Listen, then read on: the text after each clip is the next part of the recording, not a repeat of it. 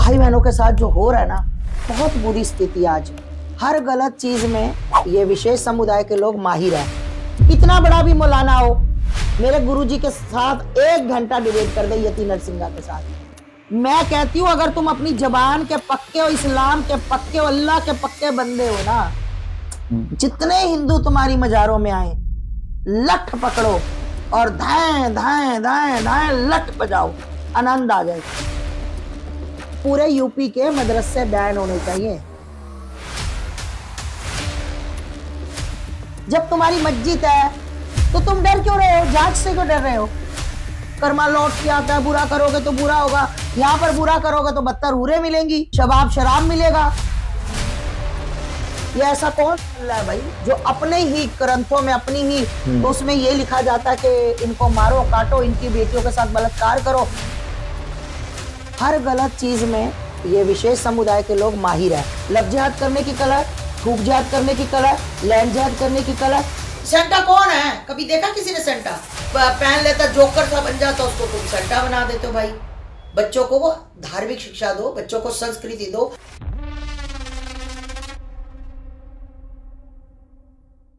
नमस्ते, बात रस में आप सभी का बहुत बहुत स्वागत है। आज हमारे साथ साध्वी आस्था माँ यतिगिरी मौजूद हैं। बहुत बहुत स्वागत है माँ। अभी जो हालिया पिक्चर देख रही होंगी आप, चीज़ें न्यूज़ सुन रही होंगी, बांग्लादेश में जिस तरीके से हिंदुओं को प्रताड़ित किया गया, जिस तरीके से उनको मारा गया, उस पर लेकर आपकी क्या प्रतिक्रिया है? देखिए, आज हिंदुओं की बहुत, क्या शब्द नहीं है मेरे पास, जो हिंदुओं की बेटियों के साथ, जो हिंदू भाई बहनों के साथ जो हो रहा है ना, बहुत बुरी स्थिति आज। मैं वहाँ के हमारे एक गुरुजी हैं, उनका नाम ये हमारे गुरुजी हैं, चिन्या करके नाम है इनका। ये सिर्फ एक गुरु धर्म के जो वहाँ पर जगा रहे हैं, और इनके लिए वो किसी वकील को खड़े नहीं होने दे रहे। तो ये ना सोचे भारत के लोग, ये ना सोचे ये बांग्लादेश की स्थिति है। बांग्लादेश की स्थिति, पहले पाकिस्तान, बांग्लादेश, अब ये भी हो सकता है। आपने कश्मीर की स्थिति देखी होगी। वहां पर कश्मीरी हिंदुओं को, पंडितों को, लोग पंडित कहते हैं, वो पंडित नहीं, पंडित भी हिंदू है, कैसे मार कर, कैसे अनाउंस करके मस्जिदों से उनको भगाया गया था। तो मैं कहना चाहती हूँ अपने भारत के लोगों से, आज जो स्थिति तुम्हारे भाई बहनों की बांग्लादेश में हो रही है ना, एक संत की आवाज उठाने से कुछ नहीं होता। यहाँ यति महाराज जी आवाज उठा रहे हैं, यहाँ हमने वो जो अपना बघेश्वर धाम सरकार आवाज उठा रहे हैं। तो कहने का मतलब है एक संत के करने से कुछ नहीं होता। आज इन संत के साथ कोई वकील नहीं इनको मिल रहा। तो मैं कहना चाहूंगी भारत के लोगों को, अभी भी अगर तुम्हारी आंखें नहीं खुली ना बेटा, तो जिंदगी में तुम्हारी आंखें नहीं खुल सकती। तुम सोच रहे हो कि हमारे यहाँ पर कुछ नहीं होगा।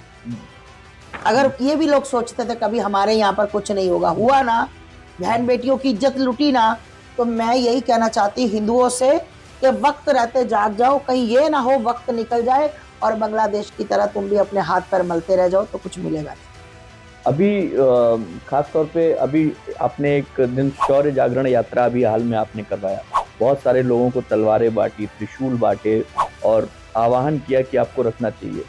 क्यों रखना चाहिए? ये बांटना उचित है? हाँ, बिल्कुल उचित है।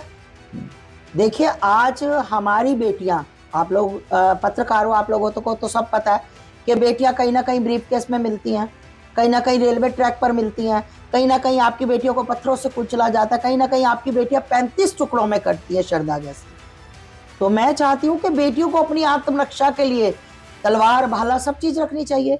संतों का तो, हमारे तो आप कोई देवी देवता देख लो, हमारे भगवान कोई भी आप उठाकर देख लो कि आपको कभी भी किसी भगवान कोई खाली हाथ नहीं मिलेगा। हमारे में क्या कहा जाता है, एक हाथ में माला और दूसरे हाथ में भाला। हम भाला किसी को मारने के लिए, अपनी रक्षा करने के लिए। हम कहीं अपनी रक्षा के लिए त्रिशूल रखते हैं, तलवार रखते हैं, भाला रखते हैं अपनी रक्षा के लिए, ना कि हम किसी की बहन बेटी को या किसी को नुकसान पहुंचाने के लिए। तो शौर्य यात्रा में 7000 तलवारों का वितरित हुआ, 3500 भाले वितरित हुए। तो ये होने चाहिए, हर हिंदू को करने चाहिए अपनी बहन बेटियों। मैं तो कहती हूँ सरकार से निवेदन करना चाहिए, जिनके घरों में बेटियां हैं उनके पिता को निवेदन करना चाहिए सरकार से कि मेरी बेटी को पिस्टल दो, मैं बेटी का बाप हूँ। मेरी बेटी आत्मरक्षा के लिए अपने बैग में रखेगी। कल को कोई जिहादी आकर मेरी बेटी से कुछ गलत करना चाहे तो बेटी मेरी उसका वहीं पर काम तमाम कर दे। इसमें कोई आप इसको कोई हेट स्पीच नहीं है, सच्चाई बता रही हूँ। सच्चाई क्यों बता रही हूँ कि मैंने ब्रीफ केस में बेटियों को देखा है, मैंने रेलवे ट्रैक पर देखा है, मैंने पत्थरों से कुचली अपने, ये मैं आपको सिर्फ देख कर नहीं बता रही हूँ कि मैंने एक इंस्टाग्राम पे देखा, मैंने ट्विटर पे देखा, नहीं, मैंने अपने हाथों से, मैंने अपने उन बच्चियों को अपने हाथों से देखा है और पास जाकर देखा है कि जो उनकी स्थिति थी, ये रूह कांपती है। तो ये इनका तो देखो, इनके तो मदरसों में एक ही चीज सिखाई जाती है, लव जिहाद, के ब्राह्मण की बेटी का 5 लाख, शूद्र की बेटी का इतने लाख, पंजाबी की फंसाओगे तो इतने लाख। इनको तो मोटरसाइकिल सब कुछ मदरसों से दिया जाता है कि किसी ना किसी तरह से सनातन को खत्म करना। ये हमें कहते हैं काफिर। और हाँ, मैं एक बात और बता दूं आपके चैनल से, अगर अपने देश को बचाना, अपनी बहन बेटियों को बचाना, अपने देश की रक्षा करना काफिर है, तो हाँ, मैं बहुत बड़ी काफिर हूँ।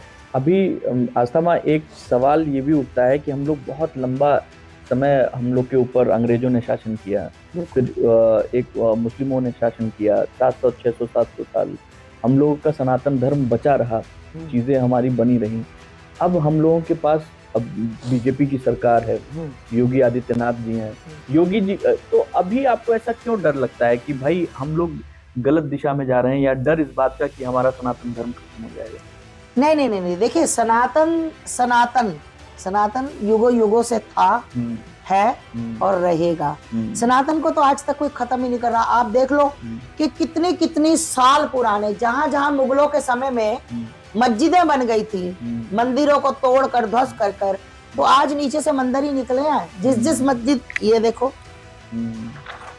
ये क्या है, ये राम मंदिर है, इसके ऊपर भी मस्जिद थी, केस जीते, सत्य की जीत होती है। सत्य परेशान जरूर होता है, पर सत्य कभी पराजित नहीं होता।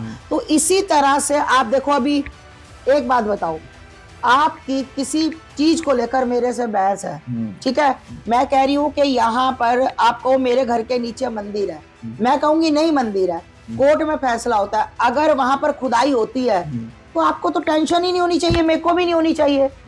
अगर मंदिर होगा तुम्हारा, मस्जिद होगी हमारी।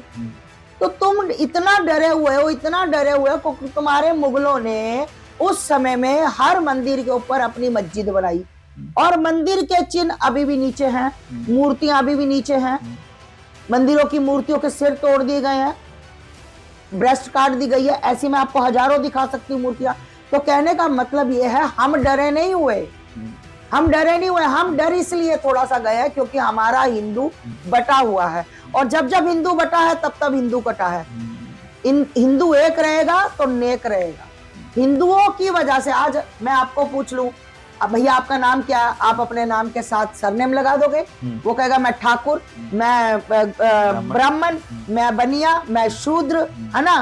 तो आज जातियों में बट गया है, जबकि इनको, जब आप किसी भी मुसलमान को कहीं भी पूरे विश्व में पूछो कि भाई आप कौन, तो कहेगा मैं मुस्लिम, मैं मुसलमान।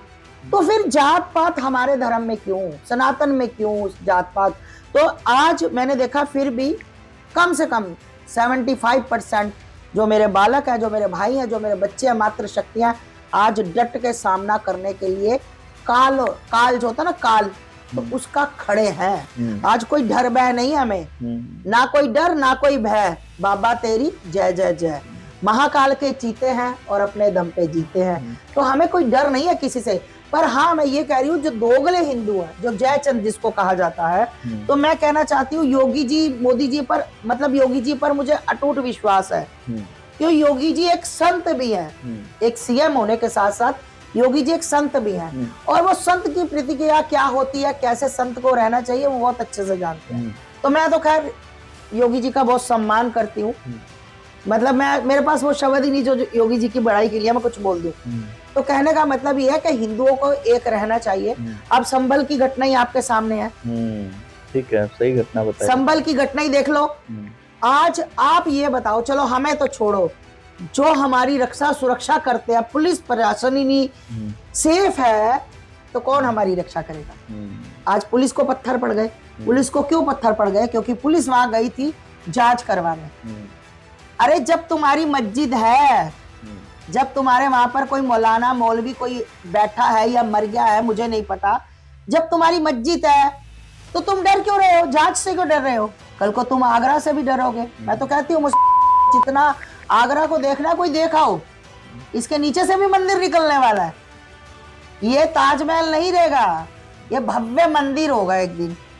इसमें कोई दूर नहीं। जिसको लगता है ना कि मैंने ताजमहल नहीं देखा, तो जाकर एक बार ताजमहल देखाओ, क्योंकि हो सकता है आने वाले समय में ये ताजमहल की जगह पर इसी तरह का एक भव्य संगमरमर का भव्य मंदिर, राम मंदिर बन जाए, कृष्ण मंदिर बन जाए।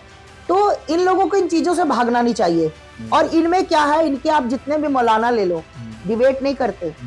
जब उनको बात देनी आती है तो वो लड़ाई, मुक्का, घूसो, चपेड़ों पे उतर आते हैं। ये इनकी खासियत है, क्योंकि इनके पास इनके जो कुरान में लिखा हुआ है, इनकी हदीस में लिखा हुआ है, इनकी किताबों में लिखा हुआ है, ये बैठ के बात ही नहीं कर सकते। मैं चैलेंज करती हूँ मौलानाओं को, कितना बड़ा भी मौलाना हो, मेरे गुरुजी के साथ 1 घंटा डिबेट कर दे, यति नरसिंगा के साथ। मैं कहती हूँ अगर हम गलत हुए, हम दंडवत प्रणाम करके उठेंगे। अगर ये गलत हुए तो इनको मुल्क छोड़कर यहाँ से निकलना होगा। ये बात कर ले। आज तक हमारे गुरुजी से एक मौलाना सामने नहीं बैठा, और अगर बैठा तो गाली गलौज करके उठा। क्यों? क्योंकि कुछ मुसलमान लोग कहते हैं कि हमारी कुरान में नहीं लिखा कि किसी को बुरा करना, किसी का सर काटना, किसी के साथ बबरता करना।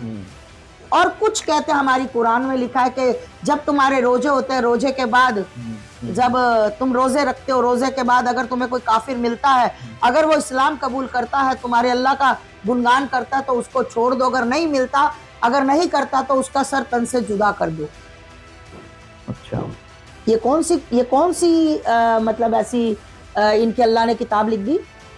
हमारी किताबों में तो चीटी मारने से ही मना किया गया। इसीलिए तो हम लोग बच्चों को अब सिखा रहे हैं कि सीखो।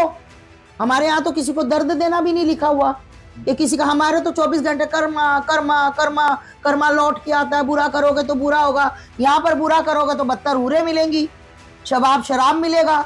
बदतर हूरों का वो वर्णन बनाते हैं मौलवी बैठकर कि कैसी होंगी, टच करोगे तो ब्लड दिखेगा, नसें दिखेंगी। मतलब ये बच्चों को क्या क्या शिक्षा देते हैं मदरसों में। मैं कहती हूँ पूरे यूपी के मदरसे बैन होने चाहिए। योगी जी को मदरसों पर भी बुलडोजर सिखाना चाहिए। और मैं बता दूं कि अगर मुसलमान अच्छे, जो कहते हैं ना कि कई अच्छे मुसलमान होते हैं, तो अच्छे मुसलमान अपने बच्चों को गुरुकुल में भेजें ताकि वो कुछ अच्छी शिक्षा ग्रहण करें।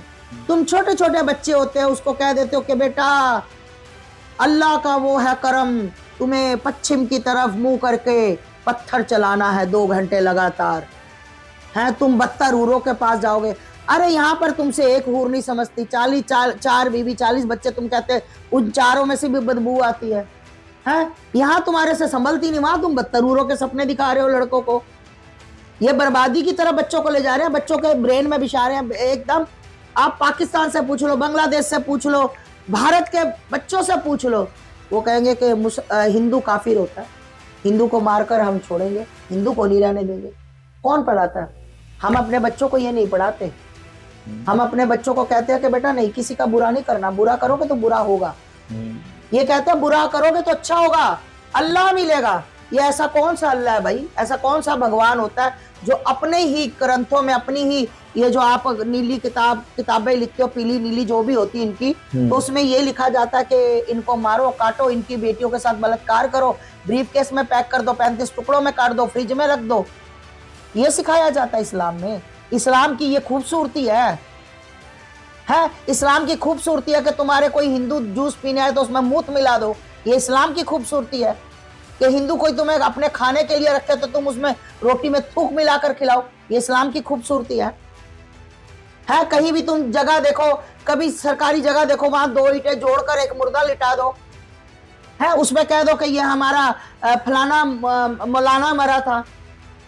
अब ये हाईवे के ऊपर मजार बनी हुई है।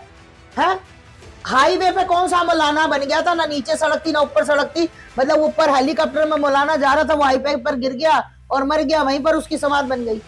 इनका मौलाना तो कहीं मर जाए, इनका कुत्ता घर का रखा हुआ मर जाए, इसको मौलाना बना देते हैं, मजार बना देते हैं। तो ये सिस्टम इनका बिल्कुल जड़ से खत्म होना चाहिए। अभी इस सिस्टम को सपोर्ट करने के लिए आपको क्या लगता है कि इसको सरकार की तरफ से, कुछ लोगों की तरफ से, मतलब जो पार्टियां हैं, राजनीतिक पार्टियां हैं, क्या वो लोग सपोर्ट करते हैं? ना ना ना वोट के नाम राजनीति ना ना ना राजनीति पार्टियां तो जो जितने भी नेता है ना, ये नेता सिर्फ इनको कुर्सियां चाहिए, इनको चाहिए नोट। मैं मुंह पे बोलती हूँ, इन नेताओं को चाहिए नोट और चाहिए कुर्सियां, कि हमारे बच्चे बाहर के मुल्क में पढ़े, फ्लैट लेकर रखे, भारत में विपता है तो हम तुरंत निकले और वहां चले जाए। कुछ चंद नेता हमारे विधायक जी हैं, नंद किशोर गुर्जर, जो डट कर खड़े हैं, उनको अपनी सीट से मतलब नहीं है, मिले मिले नहीं मिले नहीं मिले, पर मैं अपने सनातन का काम नहीं छोड़ूंगा। कहीं भी कोई सनातन की बात होती है, वो भाई साहब आकर खड़े होते हैं सनातन के लिए। नंद किशोर गुर्जर, इनके सभी नेता बोलते हैं, इनके सभी नेता अभी इनके कौन सा नेता उसने बयान दिया है कि रुक जाओ थोड़ा समय, है ना, कि हम मतलब हमारी जनसंख्या ज्यादा होगी फिर हम तुम्हें बताएंगे। इनके नेता ने बोला। हमारा नेता कोई बोलता अगली बार बीजेपी इसको टिकट ही नहीं देती, पार्टी में से निकाल देती है। क्यों बीजेपी को, मतलब बीजेपी हमें खुल के बताए ना करना क्या चाहती बीजेपी। मतलब अगर कोई नेता अभी जो उसने बोला था मैं प्याज सा फोड़ूंगा, तो हमारे एक नेता ने बोला था निकल ओए मुल्ले, चल बाहर निकल मुल्ले, तो हमारे नेता के साथ मतलब इस बार उसको टिकट ही नहीं दी। मतलब उनका नेता कोई भी बोले, अभी उनके नेता ने बोला था, वो जो छोटी सी हाइट का, उसने बोला था कि कुंभ में अगर हमारे मुसलमानों को नहीं जाने दिया जाएगा, मजारों पर आने वाले हिंदुओं को हम भगाएंगे। तो मैं कहती हूँ पहली बार जिंदगी में तुमने कुछ अच्छा सोचा भाई। मैं तो उस नेता की, मैं नाम भूल गई, मैंने वीडियो भी बनाई थी, मैं तो उस नेता को शत प्रणाम करती हूँ।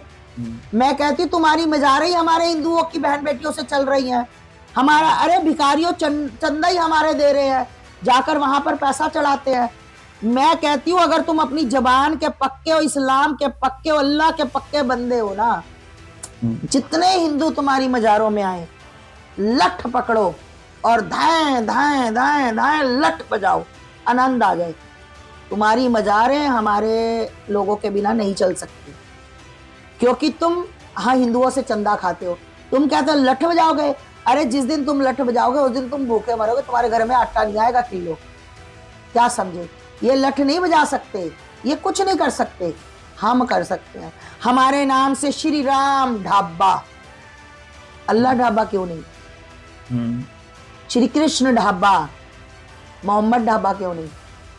अभी योगी खुदा है ना, खुदा ढाबा लिख दे। अरे इनका खुद का खुदा है तो उसके नाम से ढाबे क्यों नहीं? मतलब खाना हमारा, हमारे नाम से भीख मांगनी, हमारे नाम से खाना, और पत्थर भी हमारे पर। नहीं तो अभी तो उत्तर प्रदेश में योगी जी ने एक शुरुआत की थी। आपको क्या लगता है ये ठीक है कि जो भी ठेले हैं या जो भी जगह हैं, जो भी ढाबे हैं, सब पे उसके ओनर का नाम लिखा जाना चाहिए और उसको लिखा जाना चाहिए, सही? हाँ बिल्कुल बिल्कुल, नेम प्लेट लगनी चाहिए। और मैं तो देखो, मैं क्या, मेरे सभी जितने कट्टर सनातनी हैं, हम तो भैया रेडी देखते हैं कि जहाँ अच्छे अमरूद है, मूंगफली बुन रही है, या जो भी फ्रूट चाट है, तो रास्ते में कहीं भूख लगती तो खड़े होते हैं, हाँ भाई नाम क्या हुआ तेरा? नाम बताता है हिंदू, तो कहते हैं अच्छा कर देते यार, पता लग जाता है हिंदू, तिलक लगा होता है, कलावा बांधा होता है, तो जब पेटीएम करते तो भी हिंदू, और पूछते हैं तो हम कह देते, सीधा बोलते हैं मुंह पे कि हम तेरे से नहीं लेंगे भाई, तुम्हारा कोई पता नहीं, तुम ये फ्रूट चाट बना रहे हो, थू कर दो। इनका पता ही नहीं ना किस टाइम थू कर दे। अगर ये किसी को लग रहा है कोई इस्लाम का बंदा कह रहा है ना मैं गलत बोल रही हूँ, तो मैं साबित कर सकती हूँ हजारों वीडियो देकर, मैं गलत नहीं बोल रही। कोई ये कहे ना कि मैं चिढ़ के बोल रही हूँ, मैं चिढ़ के नहीं बोल रही, मैं गंदगी बता रही हूँ कि अगर इस्लाम की खूबसूरती तुम इस तरह से, तो इसको खूबसूरती नहीं कह सकते, इसको गंदगी कह सकते हैं। हमारा बताओ ना, कोई हिंदू जूस की दुकान वाला तुम्हें मूत पिला रहा हो, हमारा बताओ कोई रोटी वाला कुक तुम्हें थूक कर खिला रहा हो, एक भी बंदा बताओ। एक आया था अस्थमा, एक महिला थी, वो जो है गाजियाबाद की खबर थी, उस 8 साल तक जो है उसने अपने ओनर को जो है लवशन का जो है वो कर के वो किया था, तो एक खबर वो भी आई थी। खैर, एक चीज आपने बड़ी अच्छी बोली कि योगी जी बड़े प्रिय हैं आपके। राहुल गांधी के बारे में क्या विचार है?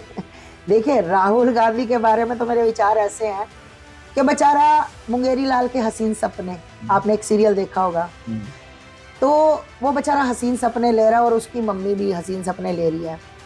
देखिए, जो विदेश नस्ल से पैदा हुआ ना, वो राष्ट्रभक्त नहीं हो सकता।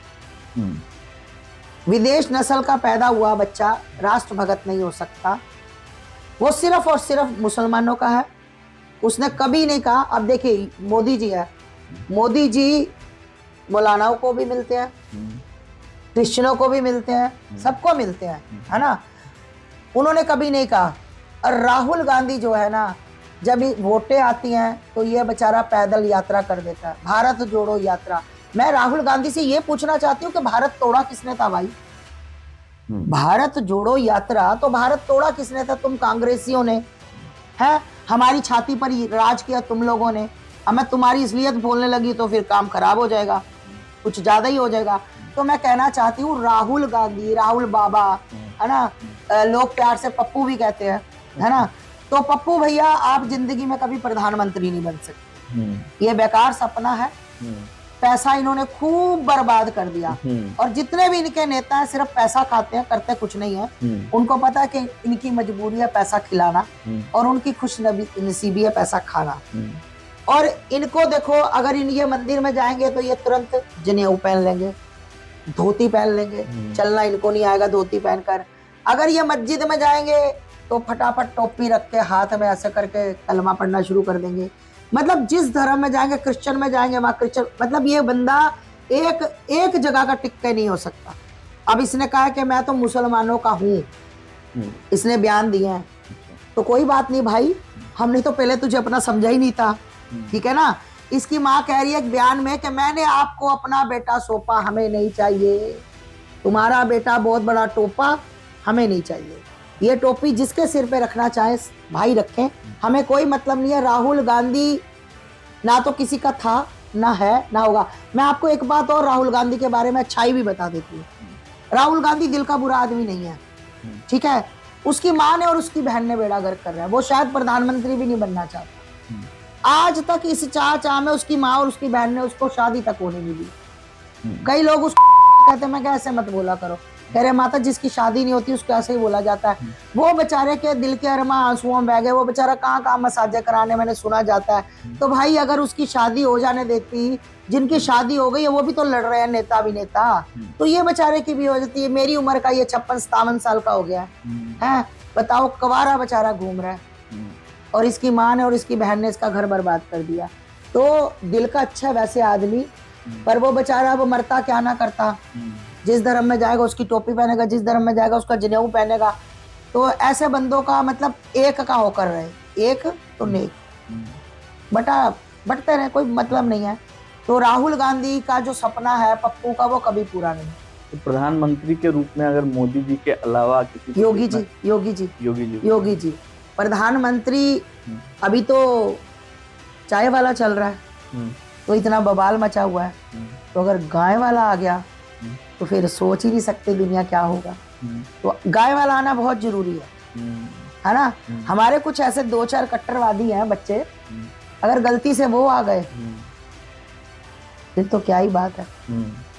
तो ये जो आस्था माँ, एक पूरा जो हमने कई मुद्दों पे बात की। एक चीज और जो है, क्या नाम है, जानना चाहूंगा कि जो चीज अभी शासन प्रशासन के हिसाब से देखा जाए तो ऐसा क्यों आपको ऐसा लगता है कि हम लोग, मतलब सनातन खतरे में है, हिंदू धर्म खतरे में है? ऐसा मतलब ये परसेप्शन है या वाकई जो है ये चीज़ें आपको ऐसी लग रही हैं? क्योंकि आप ही के बयान, आप ही के बोल हैं कि आने वाले, हो सकता है कुछ सालों बाद जो है ताजमहल भी एक मंदिर के रूप में दिखेगा।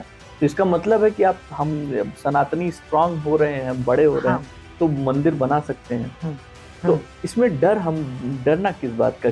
ऐसा क्यों है कि हम लोग बार बार हम लोग की तरफ से बयान, आपकी तरफ साधु संतों की तरफ से बयान आता है कि आप लोग जो है, क्या नाम है, चीज़ें नहीं हो रही हैं ठीक से, लगे रहिए, हिंदू धर्म को बचाए रखिए। देखिए, ऐसा है कि जो जितने भी सनातनी लोग थे, लोग कहते हैं कि सनातन तो पहले भी था, 2014 के बाद ही क्यों? नहीं, 2014 के बाद नहीं, सनातन तो युगों से था। ठीक, 2014 में मोदी जी आए, पर पहले उसके क्या था कि आप भगवाधारी, जय श्री राम, हर हर महादेव कहीं नहीं बोल पाते, ठीक है। आप आवाज नहीं उठा पाते थे। आपने देखा करपात्री जी महाराज के साथ क्या हुआ था, इंदिरा गांधी के समय की बात, गौ माता का, जब वो गौ माता को राष्ट्र माता, ठीक है, अब काफी लंबी हो जाएगी बात अगर मैं वो बात बताऊंगी। तो कहने का मतलब है, इसलिए कहा जाता है क्योंकि हमारे भारत के लोगों को लग रहा था कि कुछ नहीं होता, भारत में हिंदू मुस्लिम सिख ईसाई आपस में सब भाई भाई। स्कूलों में भी यही पढ़ाया जाता है कि हिंदू मुस्लिम सिख ईसाई आपस में सब भाई भाई। बिल्कुल भाई भाई। भाई भाई क्या होता है कि जब आप मुझे अपनी माँ माने और मैं आपको बेटा मानूं, तब माँ बेटा होता है ना, सिर्फ कहने से नहीं होता। भाई भाई तब होता है कि अगर एक मुसलमान लड़के ने किसी बेटी के साथ बर्बरता की और वो बेटी नहीं रही दुनिया में और हमने आवाज लगाई, तो भाई का मतलब क्या हुआ? भाई का क्या मतलब हुआ? अच्छे भाई का क्या मतलब हुआ कि भाई आकर खड़ा हो और कहे फांसी। बिल्कुल जो ये लोग कह रहे हैं कि फांसी होनी चाहिए। अब एक नरेला में एक 9 साल की बच्ची के साथ 4 लोगों ने बर्बरता की, फिर उस डर गए, नशा किया हुआ था, स्मैक पी हुई थी, डर गए और उन्होंने उस बच्ची को पत्थरों से मार दिया, क्योंकि आस पड़ोस के लड़के, घर के 2-4 घरों के बगल वाले लड़के थे, डर के मारे मार दी, कई लड़की बयान ना दे दे। वो कौन थे? मैंने वहां जाकर क्यों फांसी की मांग की? वो हिंदू लड़के थे। मैंने वहां जाकर भी कहा कि फांसी दो। बलात्कारी होता है, चाहे वो हिंदू हो, चाहे मुसलमान हो, चाहे सिख हो, चाहे ईसाई हो। चोर चोर ही होता है, वो किसी भी धर्म का, किसी भी समुदाय का हो। तो मैं ये पूछना चाहती हूँ, फिर वो अच्छे लोग कहाँ चले जाते हैं, भाईचारे वाले लोग कहाँ चले जाते हैं? दूसरी बात, गौ माता को रोटी खिलाने वाला और रोटी के साथ गौ माता को खाने वाला कैसे भाई भाई हो सकता है? मैं नहीं मानती ऐसे। मतलब मेरी रूह कांपती है ये बात बोलते हुए, कैसे भाई मान लूं मैं इनको। हो सकता है बीजेपी सरकार में कोई ऐसे भी मुसलमान लोग मैंने देखे जिन्होंने गौशाला बना रखी है, गौ माता की सेवा करते हैं, ऐसे भी लोग हैं। पर इन गंदे लोगों की वजह से उन लोगों को भी वही कुछ सहना पड़ता है जो ये करवा रहे हैं। मदरसों में क्या सिखाया जाता है? यही तो सिखाया जाता है जो मैं बता रही हूँ। अगर एक भी ट्यूटर से आवाज उठे कि हाँ, अगर ये इस बच्ची को 35 टुकड़ों में काटा गया, उसको ये मुसलमान समुदाय लोग ये बचाने की बात करते हैं, उसके घर में फंडिंग करते हैं, इसका मतलब तो यही है कि ये आज तक इन्होंने सारा फैलाया हुआ है। तो कहाँ से प्रेम मोहब्बत की, कहाँ से? अब हम सनातनियों को बता रहे हैं, हम कह रहे हैं खतरे में नहीं है, हम ना खतरे में हो सकते, हम सनातनियों को जगा रहे हैं कि अब जरूरत है कि इनकी आंखें जो गई है ना पलट, तो आप अपनी आंखें खोलो और पहचानो कि भाई नहीं, ये कसाई है। ये चीज आस्था माँ, क्रिसमस आ रहा है, तो मैं चाहूंगा कि न्यूज़ पर के दर्शकों को आप विश कर दीजिए क्रिसमस पे विश कर दूं? अरे भैया, मैंने कहा कहीं आप 25 दिसंबर, क्रिसमस नहीं आ रहा, 25 दिसंबर को मैं आपको बता दूं, माँ तुलसा का जन्मदिन है। अच्छा। हमारे जितने भी सनातनी हैं, भारत के जितने भी कट्टर सनातनी हैं, मैं दोगलों की बात नहीं करूंगी ना मैं जयचंद की बात करूंगी, क्योंकि अभी उनकी आंखों के आगे थोड़ा सा पर्दा है। तो जितने भी सनातनी हैं, मेरे कट्टर बहन भाई, मेरी मातृशक्तियां, मेरे बच्चे, वो माँ तुलसा का जन्मदिन मनाएंगे। और मैं आपको बता दूं कि जिन बच्चों ने अपने धर्म के लिए शहादत दी थी, 21 दिसंबर से लेकर 27 दिसंबर तक उनका शहीदी दिहाड़ा है। श्री गुरु गोविंद सिंह के बच्चों ने, छोटे छोटे बच्चों ने अपनी कुर्बानी दे दी थी अपने धर्म के लिए। तो उन लोगों को हम कैसे भूल सकते हैं? उनकी कुर्बानियों को भूलकर ये मैरी क्रिसमस, सेंटा आएगा, सेंटा ये करेगा, सेंटा नहीं कुछ करता, कुछ सेंटा नहीं करता। आप लोग सब लोग क्या करते हो? बच्चों के उसके नीचे, तकिए के नीचे रख देते हो और सुबह कहते हो सेंटा। कौन सेंटा कौन है? कभी देखा किसी ने सेंटा?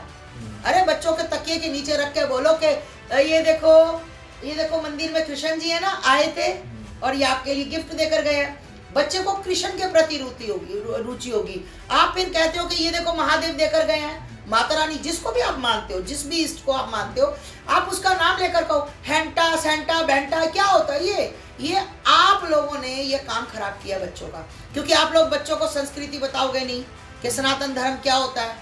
आप सेंटा, क्या सेंटा, हुलुलिया क्या, मेरा मेरा यूसु यूसु, मेरा बिसु बिसु, ये क्या चीज है। मैं कहती हूँ जो यीशु को मानने वाले हैं, मैं चैलेंज से कह रही हूँ आज यहाँ बैठ के आपके न्यूज चैनल से, मेरे कुछ बच्चे विकलांग हैं हरिद्वार में व्हील चेयर पे, ये मुझे चैलेंज के साथ कहे मैं 25-30 बच्चों को लेकर आती हूँ, ये ठीक कर दे, मैं इनका यीशु विशु जो भी है मैं वही कबूल कर लूंगी, मैं धर्म छोड़ दूंगी सनातन, कर दे उनको ठीक, चला दे उनको। अरे आप लोग क्यों नहीं समझते कि हर जगह ढोंग चल रहा है।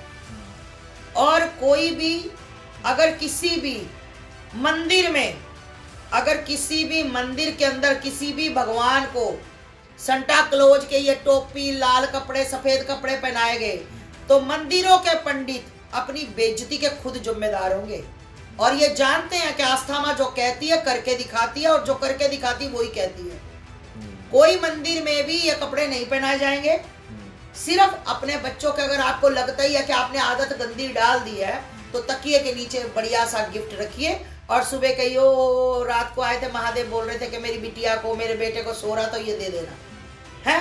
संता आया तो संता कौन, वो पहन लेता जोकर सा बन जाता, उसको तुम संता बना देते हो। भाई बच्चों को वो धार्मिक शिक्षा दो, बच्चों को संस्कृति दो। और माँ तुलसा का 25 तारीख को जन्मदिन है, माँ तुलसा का हर बंदा जन्मदिन बनाए और अपने घर में तुलसा जरूर, हर मेरे देखो बहुत बड़ी तुलसा लगी हुई है मेरे बालकोनी में, तो अपने घर में हर इंसान को तुलसा माँ का पौधा लगाना चाहिए।